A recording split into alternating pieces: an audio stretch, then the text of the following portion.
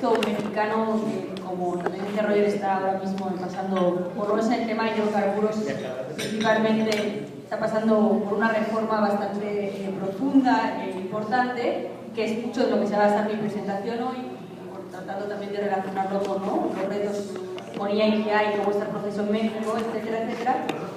Y bueno, pues voy a dar comienzo a la presentación. Primero, con un poco de contexto, el proceso de la IATI en México, hay como, bueno, pues como ya saben, esta semana ha sido la reunión del board de IATI acá en México. Eso significa de cierta manera que el gobierno mexicano tiene un interés en la iniciativa. Esta iniciativa se empezó, la adhesión de México a esta iniciativa se empezó a discutir en el marco de otra iniciativa internacional que se llama la Alianza para el Gobierno Abierto, o la Open Government Partnership, en la cual uno de los compromisos que se hizo en el primer plan de acción de 2012, ¿no?, el plan de acción que hizo el país junto con sociedad civil, fue incluir la discusión sobre la relevancia de que México adhiriera IATI. En ese momento se hizo un grupo de trabajo con dos organizaciones de la sociedad civil, que eran Transparencia Mexicana y Fundar, y varias dependencias, ¿no?, relevantes en la materia, y se llegó a la conclusión de que sí era relevante por los vacíos de información que existen en México y por los, digamos, Francisco va a profundizar en eso, pero por también los obstáculos legales que existen para acceder a cierta información, que hacerlo a través de una iniciativa en que se pudiese llegar a un acuerdo entre las empresas, el gobierno y la sociedad civil, podría ayudar de cierta forma a soslayar, en un principio era la idea, ciertos candados que ahora mismo hay a la información pública, a la información no pública, porque no lo deja público, pero que debería ser pública, ¿no?, según el artículo 5 de la Constitución. Entonces, bueno, ese fue el primer parte del proceso. Después se quedó en eso, ¿no?, en una recomendación por parte de un grupo de trabajo, y en el año 2013, elaboramos el segundo plan de acción de la Alianza para el Gobierno Abierto para el 2013 a 2015, y ahí fue la propia Secretaría de Energía quien presentó como un compromiso la adhesión de México a la IATI, y ese es el proceso en el que se está ahora, ¿no? Pero, y eso era lo que me parece como importante resaltar, el gobierno por el momento ha dicho que sí está interesado, pero que no va a hacer un anuncio público.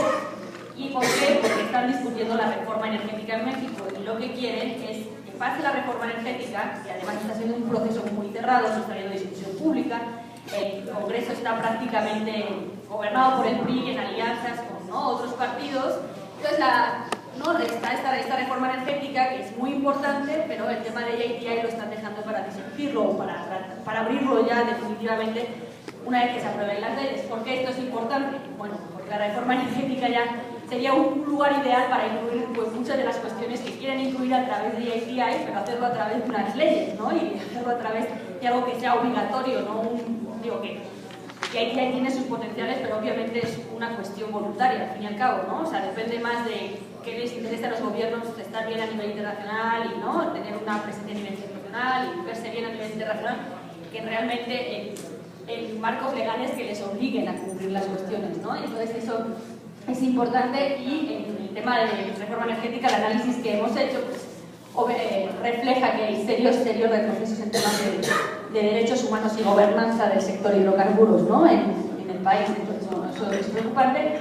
Y por otro lado, pues, ¿qué está pasando en México? Como está pasando en toda la región latinoamericana y como está pasando en el mundo a nivel global, pues, ¿no?, la intensificación de los megaproyectos de desarrollo como una forma de los países, o en el caso del gobierno mexicano, de fomentar el desarrollo, ¿no?, del país a través, ¿no?, de atraer inversión extranjera directa, supuestamente crear empleos, o todas estas serie de argumentos que nos dan los gobiernos para, ¿no?, impulsarlo. Y México, pues, no es una excepción a este modelo. Y el tema de hidrocarburos, de la explotación de los hidrocarburos, ahora se está apostando mucho, por ejemplo, a los hidrocarburos no convencionales como una manera de sostener al país energéticamente, una manera que no consideramos que sea de tal manera, pero es su apuesta. El tema minero, ¿no?, en las últimas décadas, en las últimas administraciones, ha aumentado exponencialmente, ¿no?, el número de territorio, la extensión de territorio concesionado y el número de concesiones en la región. Y esto todo acompañado, ¿no?, de grandes proyectos hidroeléctricos, carreteros, turísticos, o sea, no es algo únicamente legislativo. Y bueno, ahora me voy a centrar un poquito más en la reforma energética. Yo no sé si a las compañeras y a los compañeros de otros países les va a resultar tan interesante, pero espero que por lo menos a las mexicanas y mexicanos que hay aquí si les parezca relevante, porque bueno, voy a hacer un poco, voy a especificar cuáles son los puntos que hemos visto que son más problemáticos. Hay muchos más, ¿no? Pero estos son los que hemos visto desde Fundar y también desde la Alianza Mexicana contra el Fracking, en la que pertenecemos, y que es importante poner sobre la mesa, y me parece que es importante para la discusión regional, porque creo que es una tendencia que hay a nivel regional, ¿no?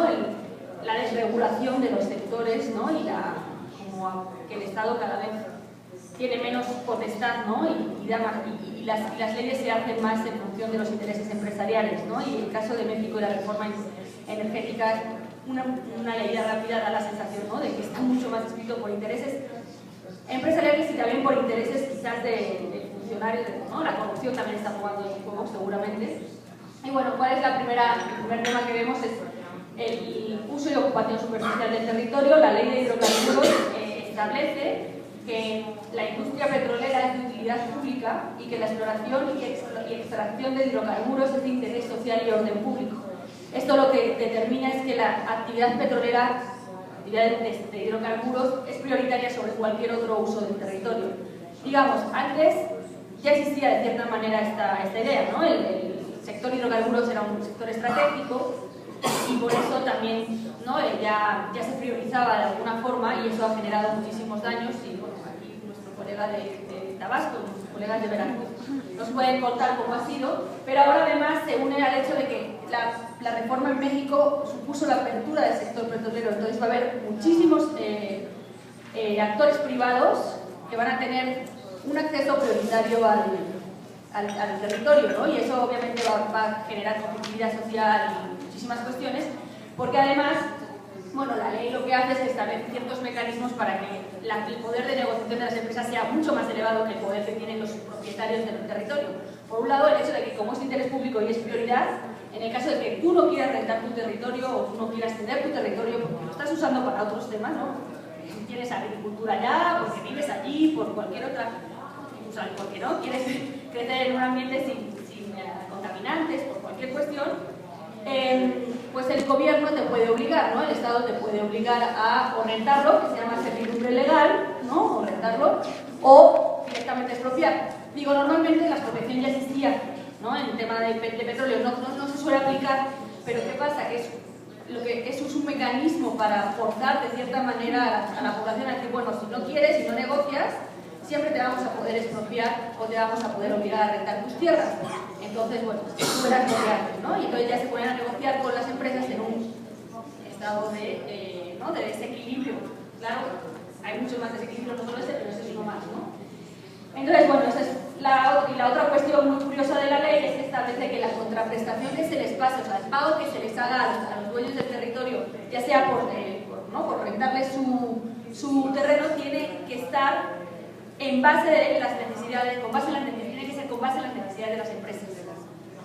Eso que está por ley, ¿no? Entonces, si tú tienes un territorio como, digamos, esta sala, y la empresa solo tiene que pasar por esto, tiene un derecho, y eso te va a pagar por este paso que necesita, pero si te está afectando todo el resto del territorio, ya no puedes hacer las actividades que hacías ahí, ya no puedes vivir ahí, pues en realidad eso no es lo importante, ¿no? Lo importante es que la empresa va a pasar por ese trocito y es lo que se tiene que rentar, ¿no?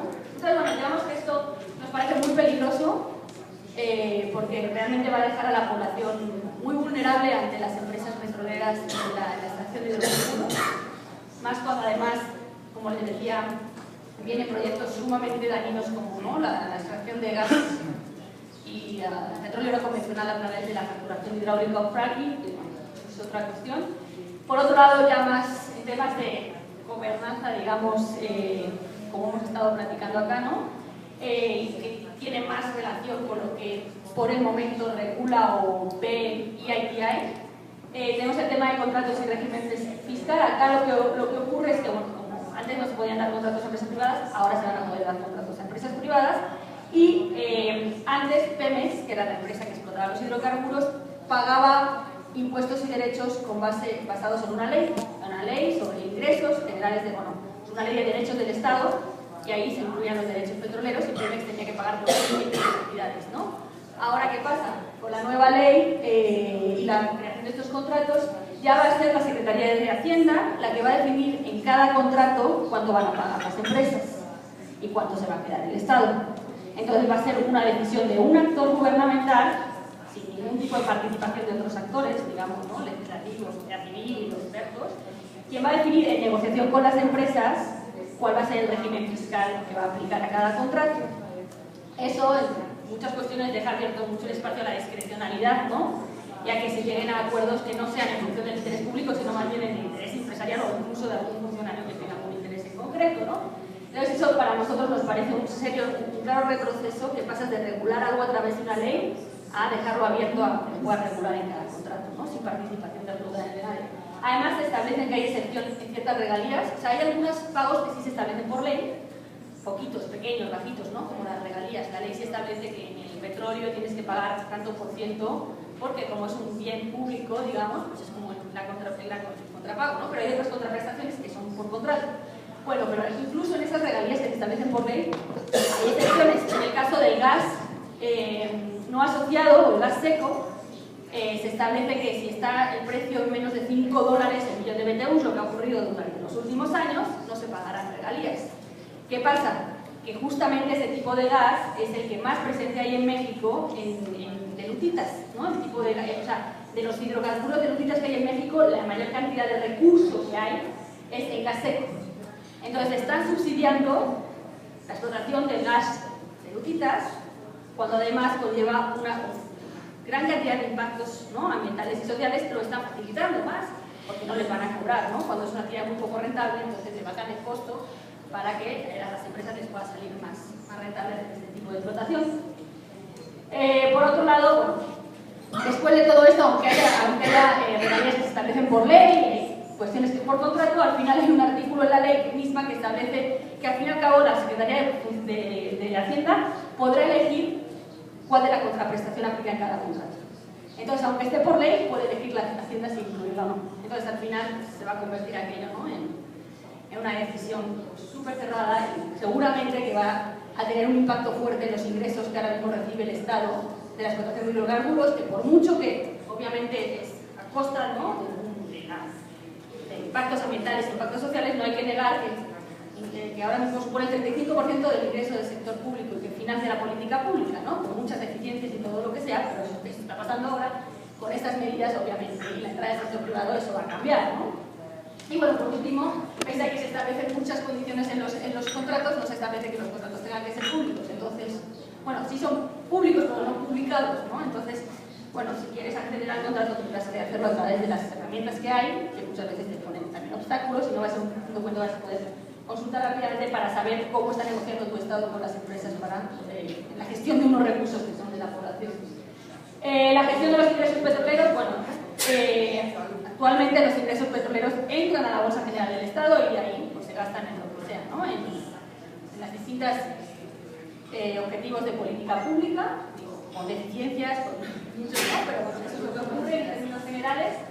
¿Qué va a ocurrir con la ley? Se va a crear el Fondo Mexicano del Petróleo para la Estabilización y el Desarrollo. En ese fondo van a ingresar absolutamente todos los ingresos que se logren de la venta de hidrocarburos, ya sea por contratos, por asignaciones de Pemex, lo que sea, ¿no? Todo eso va a ir a esa bolsa, a ese fondo, y de ahí el fondo lo va a gestionar y lo va a llevar a los distintos rubros, para el presupuesto público, para el Fondo de Estabilización de los Ingresos Petroleros y para inversión de largo plazo, para distintos temas. ¿Qué ocurre? Que ese fondo es un fideicomiso. ¿Qué ocurre en México? Que los fideicomisos tienen existe por ley el Código Fiscal de la Federación. No, da igual, no me acuerdo en qué ley exactamente existe el secreto fideicomiso. ¿En ley de fideicomisos?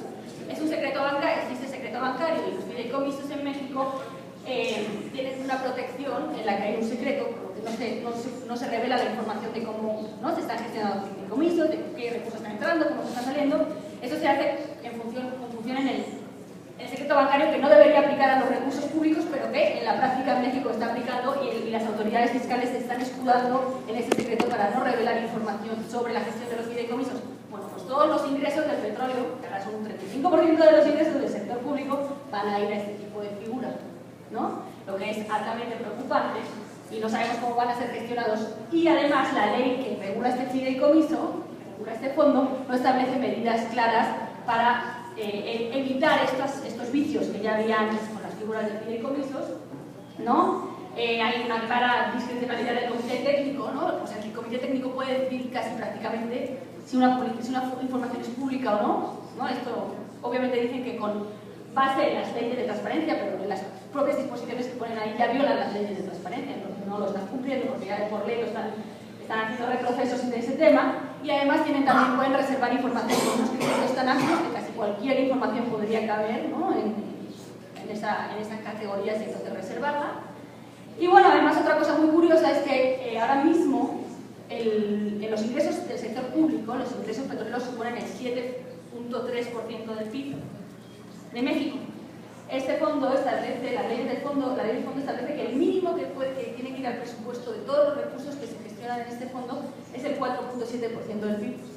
Ahora bien, habría que preguntarle al gobierno de dónde va a sacar el otro 3% para seguir financiando la política pública cuando de hecho no hay una reforma fiscal de fondo que haya permitido atender esta cuestión y disminuir la dependencia petrolera del sector público. Entonces, bueno, junto con todas las deficiencias y toda la discrecionalidad que va a haber en contratos, vemos que obviamente va a haber una disminución de los ingresos del sector público, y cómo van a hacer frente a esta disminución, pues eso es algo que el gobierno no explica, y que además, como no está dando una apertura a la discusión, pues tampoco nos permite preguntarle, ¿no? Bueno, otro tema muy importante, la política socioambiental. Bueno, la ley establece la creación, las leyes, porque son un paquete de leyes muy grandes, ¿no? Que vienen a regular la reforma constitucional que hubo en diciembre, establece que la creación de la Agencia Nacional de Seguridad Industrial y de Protección al Medio Ambiente del sector hidrocarburos, es decir, las atribuciones que antes tenía la Secretaría de Medio Ambiente en materia ambiental, en materia de autorización, en materia de sanción, en materia de investigación y de análisis de lo que está pasando. Esas atribuciones todas van a pasar a una agencia que va a ser específica para hidrocarburos. Y uno podría decir, bueno, pues a lo mejor podría ser un avance, ¿no? Porque, oye, tienes una específica para este tipo de proyectos, que además, como ahora son no convencionales, van a ser mucho más dañinos. Podría ser interesante, pero obviamente no va por ese sentido, ¿no? La reforma lo que hace es un debilitamiento de la política ambiental por varias razones. La primera es que le da la selección del director de esta agencia, la va a hacer directamente el presidente, ya no la hace la Secretaría de Medio Ambiente, ¿no? Es un órgano que depende de la Secretaría de Medio Ambiente, pero a su director lo pone el presidente, y desde presidencia es de donde también se está promoviendo toda la actividad petrolera, ¿no? Entonces ahí ya hay como una idea de tratar de controlar más a la agencia ambiental, ¿no? en el tema, y tener como más incidencia, más poder de decisión desde el Ejecutivo. Entonces es una primera. La otra cuestión es lo que les decía, ahora tener la Semarnat, la Secretaría de Medio Ambiente, por un lado es la que autoriza, ¿no? Las evaluaciones de impacto ambiental, los permisos de impacto ambiental, y hay otra agencia que no funciona muy bien, también hay que decirlo, que se llama la Procuraduría Federal del Ambiente, Protección del Ambiente, que es la que ya, en caso de que haya una denuncia, de que haya un accidente, investiga y pone sanciones, ¿no? Eso obviamente es muy deficiente ya, pero esta ley no viene a reforzar eso, sino viene a debilitarlo, porque además junta toda la toma de decisiones en una única agencia, ¿no? Entonces ya quien dé los permisos es también quien va a sancionar. Entonces eso va totalmente en contrario a los estándares internacionales, a lo que está recomendando el Sistema Interamericano de Derechos Humanos, de que hay que dar mayor autonomía a las agencias ambientales y permitir que haya división de funciones para asegurar que haya menos conflicto de interés en la toma de decisiones. Y bueno, eso es un poquito, ¿no? Lo que el tema con la Agencia Nacional. Entonces lo que sentimos es que va a ser, digamos, una ventanilla única donde se va a facilitar más la entrega de permisos ambientales al sector hidrocarburos, porque además se está priorizando dentro de la política pública mexicana como un área fundamental, ¿no? Entonces eso es preocupante también. Por otro lado, y ahí con lo que estabas diciendo justamente del impacto ambiental, la ley de hidrocarburos establece la creación de los estudios de impacto ambiental, pero se los da, de impacto social, exacto. Pero ¿qué ocurre? Se los da a la Secretaría de Energía y a la Secretaría de Gobernación, van a ser los encargados de hacer estudios de impacto ambiental. Primero, díganme ustedes qué capacidades tienen esas secretarías para hacer ese tipo de estudios cuando no son sus funciones, pero aparte son las secretarías que están impulsando con mayor fuerza la actividad petrolera en el país, ¿no? Entonces, ¿en qué grado de autonomía y neutralidad van a hacer ese tipo impacto. Por otro, como el otro día los que estuvieron en la reunión del board de API pudieron ver a la subsecretaria de Hidrocarburos, Lourdes Melgar, hablando, se incluye efectivamente en la ley de hidrocarburos la obligación de hacer consulta indígena. Pero bueno, por un lado, aquí lo que vemos es no se establece consentimiento libre, previo e informado. Entonces, dado todo lo que ya he explicado, parece más un dado las características del PRI, que aquí lo podemos decir, aquí lo podemos decir con más tranquilidad, le gusta simular, es verdad, ¿no? Le gusta hacer parecer que está haciendo las cosas bien, que da bien a nivel internacional, en intereses nacionales, pero luego en la práctica no lo aplica. Entonces, si no está el consentimiento, esto se puede convertir totalmente en un trámite, ¿no? Más de, bueno, pues consulto, pero luego si hay, ¿no? Quieran o no, lo vamos a hacer. Y además, otra cosa muy importante que por eso ahora es que si se establece consulta indígena es porque obviamente se señala que las leyes van a tener un impacto en la población indígena. Y según los estándares internacionales, cuando tú estás creando legislación que puede tener impactos en la población indígena, tienes que hacer consulta sobre esa legislación, no únicamente sobre los proyectos que legislas, ¿no? A través de esa legislación. Y no han hecho, obviamente, ningún tipo de consulta indígena y ningún tipo de consulta de ninguna otra categoría, aunque la secretaria, y a mí me hubiese gustado preguntarle, dijo que habían consultado, ¿no?, las leyes. No sabemos a quién, realmente no sabemos a quiénes les han consultado, ¿no?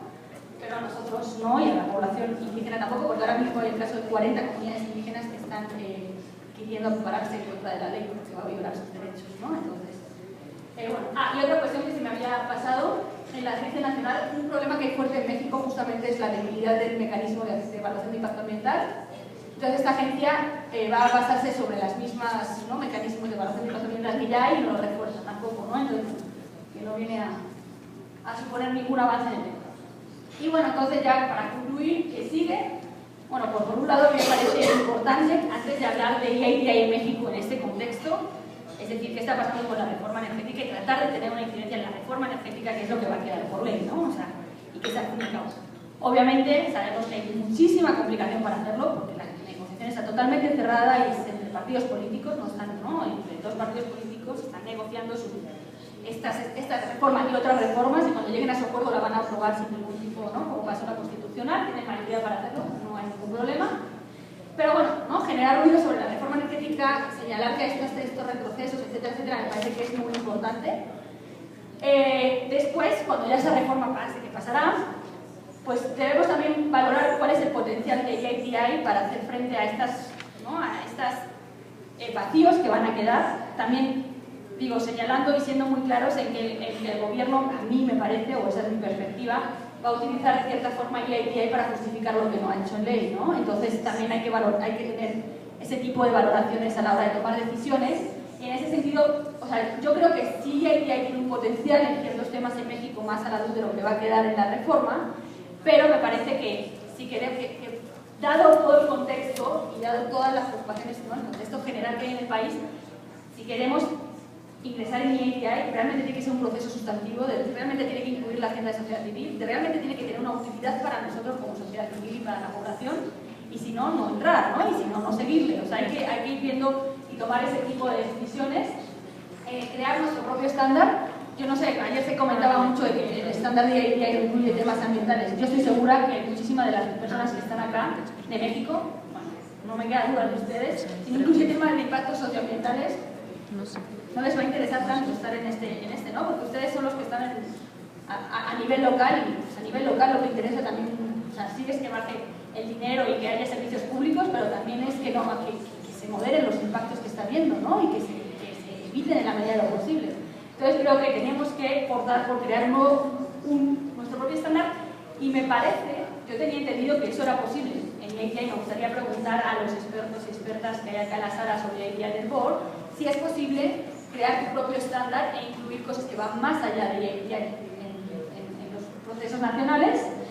Bueno, creo que obviamente todo esto tiene que pasar por una organización y fortalecimiento de sociedad civil aquí en México, ¿no?, y tener claridad de agendas y ir como bloque y no llegar a acuerdos mínimos y no hacer las cosas de forma descoordinada, y también la coordinación a nivel nacional, regional y global, nacional, digo, las organizaciones acá, a nivel regional con otros países que están metiéndose en la iniciativa, si decidimos, ¿no?, que la iniciativa es importante y seguir para adelante, qué están haciendo otros países, cuáles obstáculos están encontrando, cómo podemos forzar a nivel regional, ¿no?, que se incluyan ciertas cosas como los evaluaciones de impacto ambiental que están empujando en Colombia, ¿no?, y que acá también serían importantes hacerlo en este medio.